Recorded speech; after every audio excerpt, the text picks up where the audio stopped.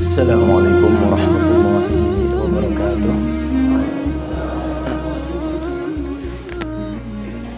Alhamdulillahi ala ihsanih wa syukru lahu ala taufiqihi wa amtinanih.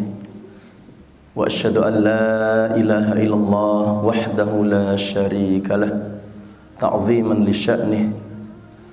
Wa asyhadu anna Muhammadan abduhu wa rasuluh ad-da'i ila ridwanih. Allahumma salli alaihi wa ala alihi wa ashabihi wa ikhwanih. Jamaah sekalian, hafizakumullah, Bapak Ibu ingkang dimuliakan dening Allah Subhanahu wa taala. Alhamdulillah, bersyukur marang Allah Subhanahu wa taala kan istaya nikmatipun Allah Subhanahu wa taala enjang menika Allah Subhanahu wa taala takdiraken ka Allah panjenengan sami waket makempal manunggal wonten ing Masjid Al-Walidain kapurih niat kita thalabatul ilm, mudah-mudahan napa ingkang kita lampahi ibadah kita enjang menika dipun catet dening Allah Subhanahu wa taala sebagai amal soleh wonten arsanipun Allah Subhanahu wa taala. Jamaah sekalian, hafizakumullah, salawat wa salam kita aturaken dumateng uswah hasanah kita baginda Rasulullah Muhammad sallallahu alaihi wasallam dan ugi dumateng para keluarganipun, para sahabatipun lan sumrambahipun dumateng kaula panjenengan sami. Mudah-mudahan kandi kita memperbanyak salawat dumateng beliau sallallahu alaihi wasallam benjang kita termasuk umatipun ingkang berhak pinaringan syafaatipun Rasulullah sallallahu alaihi wasallam. Jamaah sekalian, hafizakumullah, Bapak Ibu ingkang dimuliakan dening Allah Subhanahu wa taala. Wonten kepanggen enjang menika insyaallah kita ajeng mengenal nggih sekedhik tentang sirah nabawiyah, perjalanan hidup baginda Rasulullah Muhammad sallallahu alaihi wasallam. Wulan menika kita wonten ing wulan Rabiul Awal ingkang lajeng saperangan saking kaum muslimin kita wonten ing wulan menika memperingati Maulidun Nabi Muhammad sallallahu alaihi wasallam. Pramila mboten enten awonipun nalika kita lajeng kemudian berusaha nggih sebab sirah nabawiyah menika termasuk bagian saking sepertiga ilmu. Kados ingkang sampun asring kita kaji wonten ing Usulut Tsalatsah Syekh Muhammad bin Abdul Wahhab misalipun beliau nyebataken bilih yajibu alaina ta'alluma arba' masail. Kewajiban kita niku mempelajari sekawan perkawis ingkang setunggal inggih menika al-ilm lan ilmu ingkang dipun maksud inggih menika ma'rifatullah, ma'rifatur rasul wa ma'rifatu dinil Islam. Sehingga sirah nabawiyah menika termasuk napa sepertiga saking ilmu, sepertiga dari ilmu ingkang kita kedah mengenal sinten baginda Rasulullah sallallahu alaihi wasallam menika.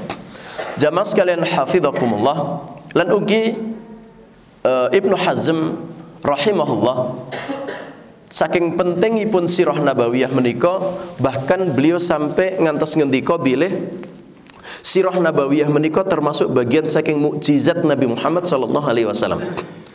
Beliau mengatakan seandainya Allah Subhanahu wa taala tidak memberikan mukjizat kepada Nabi Muhammad sallallahu alaihi wasallam kecuali sirah nabawiyah ini, maka itu sudah cukup untuk menjadi mukjizat bagi Nabi Muhammad sallallahu alaihi wasallam. Kenapa jamaah sekalian hafizakumullah? Sebab wonten ing donya menika mboten enten seorang tokoh pun ingkang sirah dzatiyahipun nggih perjalanan hidupipun tercatat secara rapi dan detail kecuali baginda Nabi Muhammad sallallahu alaihi wasallam. Beliau tercatat sejarah kehidupan beliau bahkan mulai sejak sebelum kelahiran beliau, bahkan kemudian tentang nasab nenek-nenek utawi kakek-kakekipun tercatat dalam buku-buku sejarah sampai nanti beliau sallallahu alaihi wasallam dipanggil menghadap Allah Subhanahu wa taala. Jamaah sekalian hafizakumullah, dan merupakan sebuah aib ketika kita menika ngaku sebagai umatipun baginda Nabi Muhammad sallallahu alaihi wasallam ananging boten kenal dumateng beliau. kita mengaku sebagai pengikutipun, ananging kita mboten tepang dumateng sinten baginda Rasulullah sallallahu alaihi wasallam kecuali sedikit sekali. Ingkang paling mendasar misalipun nalika kita dipun tanglet sinten asmanipun Muhammad sallallahu alaihi wasallam, nabi kita. Banyak tiang ingkang mboten mangertos. Ngertine namung Muhammad kemawon. Padahal ting Al-Qur'an dipun sebataken misalkan wonten ing surat napa? As-Saff dipun sebataken ismuhu Ahmad. Lantas kadah nama-nama lain selain daripada nama Muhammad dan Ahmad sallallahu alaihi wasallam. Dereng malih mangke nalika kita dipun tangleti siapa saja nama istri Rasulullah sallallahu alaihi wasallam. Biasanya pun mentok sinten garwanipun Rasulullah sallallahu alaihi wasallam, mentok Khadijah, Aisyah pun titik. Estu? Leres Pak Bu? Napa malih dereng malih mangke dipun tanglet tentang nasabipun. Nggih, mulai dari bapaknya, kakeknya, mbah buyutnya, kemudian apa canggahnya, warengnya, bar wareng itu apa Pak? Udek-udek siwur, canggah, katanya kita mboten tepang. Nah, tapi jamaah sekalian hafidhakumullah, padahal di antara pemuliaan Allah Subhanahu wa taala dumateng baginda Rasulullah sallallahu alaihi wasallam niku Allah Subhanahu wa taala ugi istimewakan dan muliakan kakek-kakek beliau. Nanti kita akan lihat, nggih, insyaallah. Jamaah sekalian hafidhakumullah, sebelum kita lajengaken tentang nggih kelahiran dan sapanunggalipun, kita akan mengenal nasab baginda Rasulullah sallallahu alaihi wasallam rin. Sinten asma beliau? Muhammad bin Abdullah bin Abdul Muttalib bin Hashim bin Abdi Manaf bin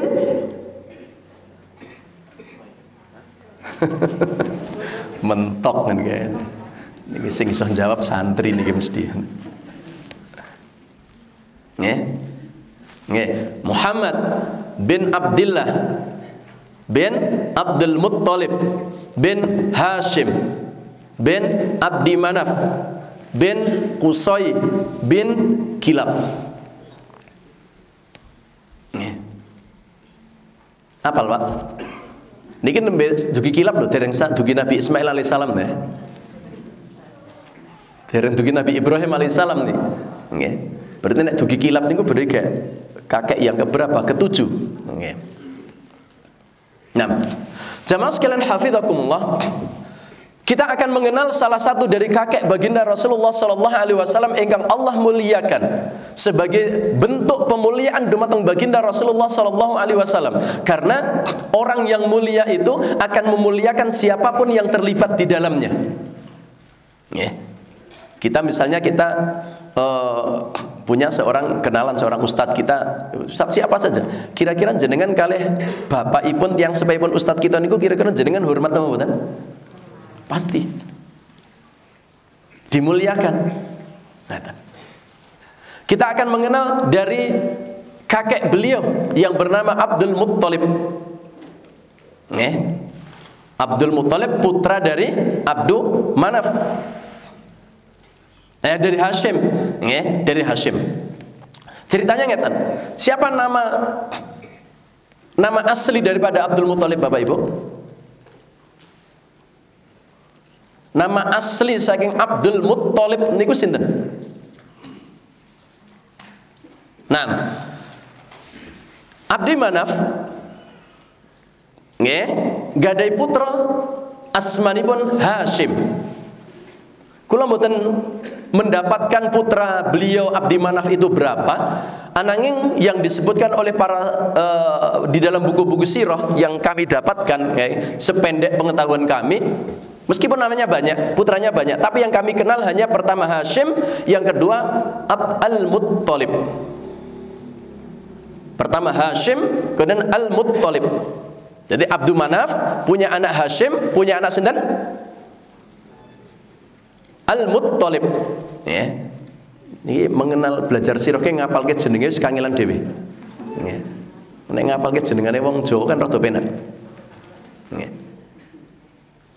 Taib.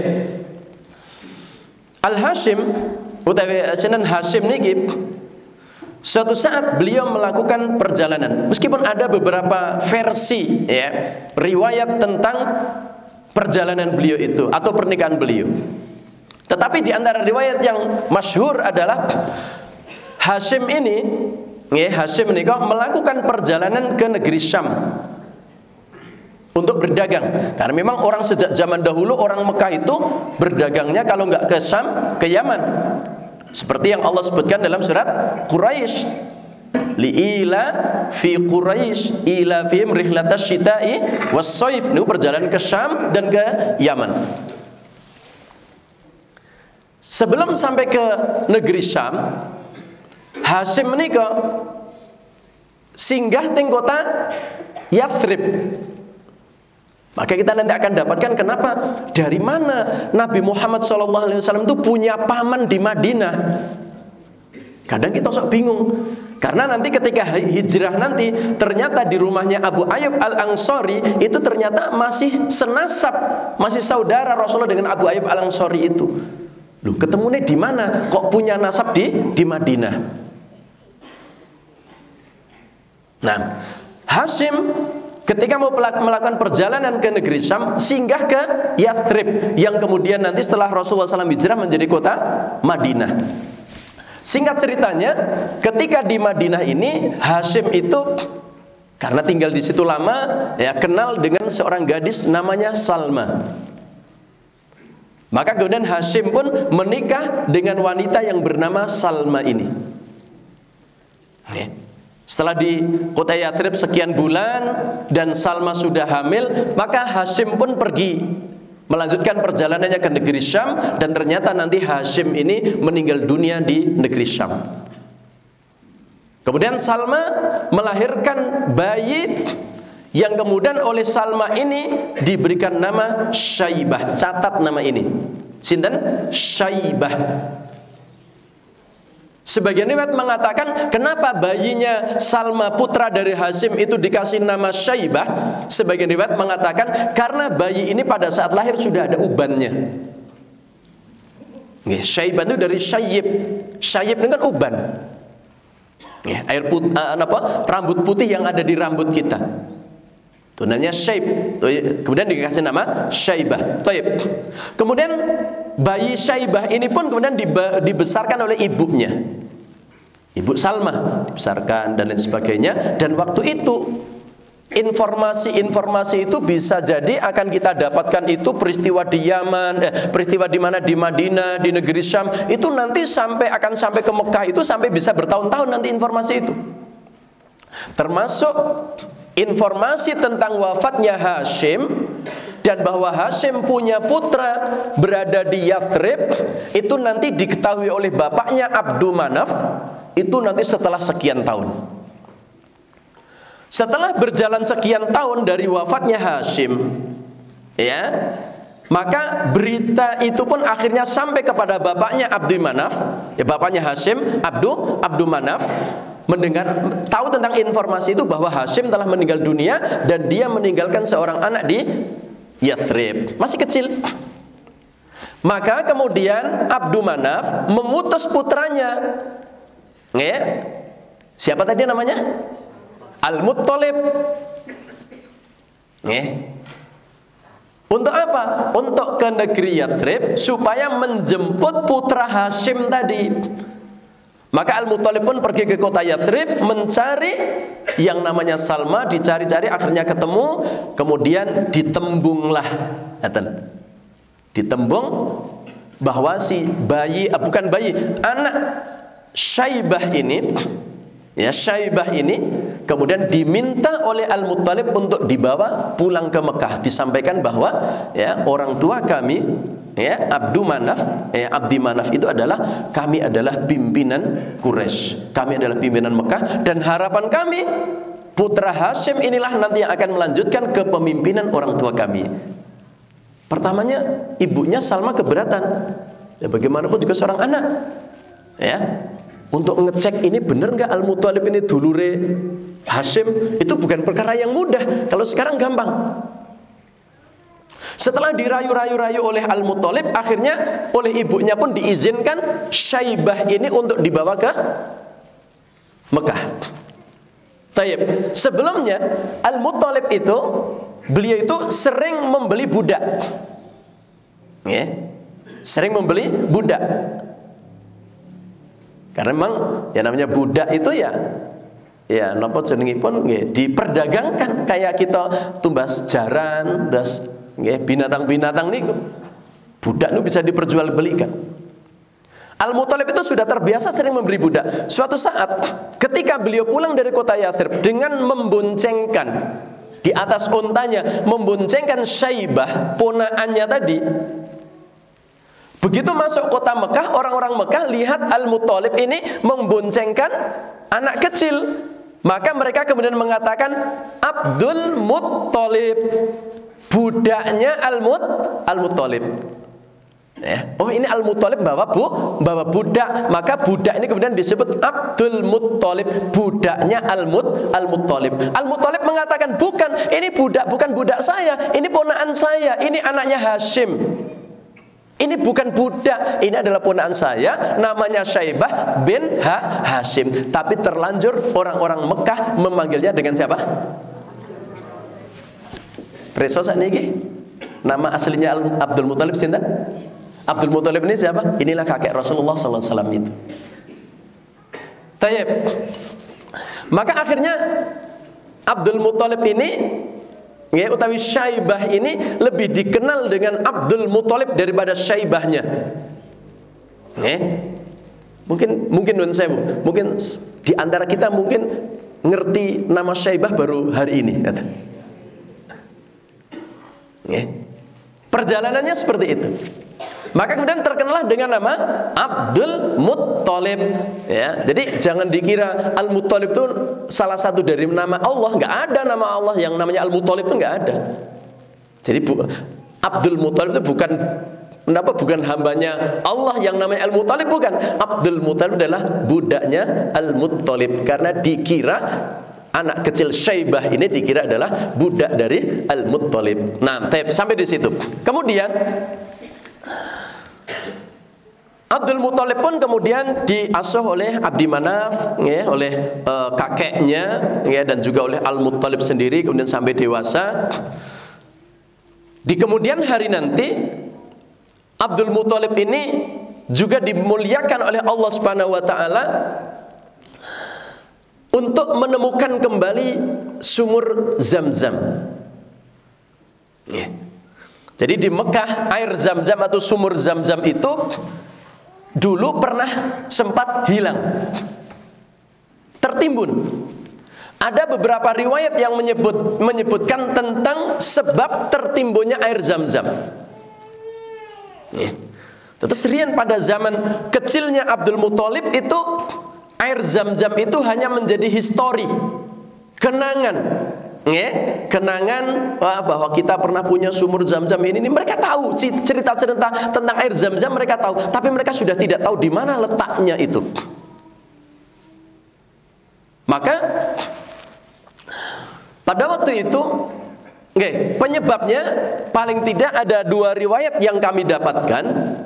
Penyebab air Zam-Zam itu tertimbun, satu riwayat mengatakan air Zam-Zam itu tertimbun karena kemaksiatannya orang Mekah. Karena mereka banyak bermaksiat, apalagi pada waktu itu ketika yang menguasai Mekah itu adalah suku Khuza'ah. Ya, sebelumnya adalah suku Jurhum. Intinya riwayat pertama mengatakan karena kemaksiatan manusia, maka Allah Subhanahu wa taala ya tutup air Zam-Zam itu dan kemudian tidak dimanfaatkan lagi dalam rentang waktu sekian tahun. Ya, sebagaimana Hajar Aswad itu kan aslinya warnanya kan nggak hitam, artinya putih, tapi kenapa jadi hitam? Karena adalah perbuatan dosa umat manusia. Itu riwayat pertama. Riwayat yang kedua mengatakan bahwa air Zam-Zam itu tertimbun atau tepatnya ditimbun pada waktu datangnya suku Khuza'ah. Jadi ceritanya ngeten. pada saat Ibrahim alaihissalam mendapatkan perintah oleh Allah dari Allah Subhanahu wa taala untuk meletakkan, meninggalkan Hajar bersama dengan bayinya Ismail alaihissalam biwadin ghairi dzi zar'in, di tengah padang pasir yang tidak ada tetumbuhan, enggak ada pohonan, enggak ada air dan lain sebagainya.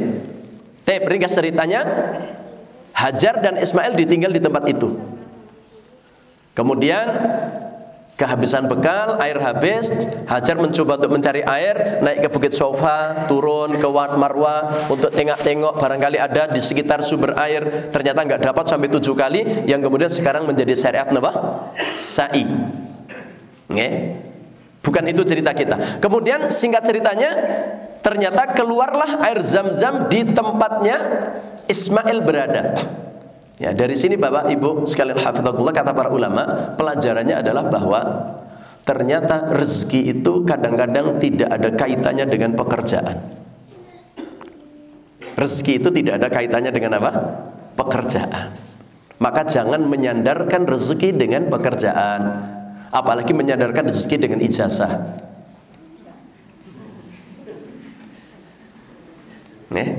Rezeki itu tidak ada kaitannya dengan pekerjaan. Rezeki itu tidak ada kaitannya dengan ijazah. Berapa banyak sekarang orang yang berijazah tinggi nganggur? Enten Pak Bu? Jenengan rata-rata nyambut gawe ini tidak linear dengan ijazah jenengan toh.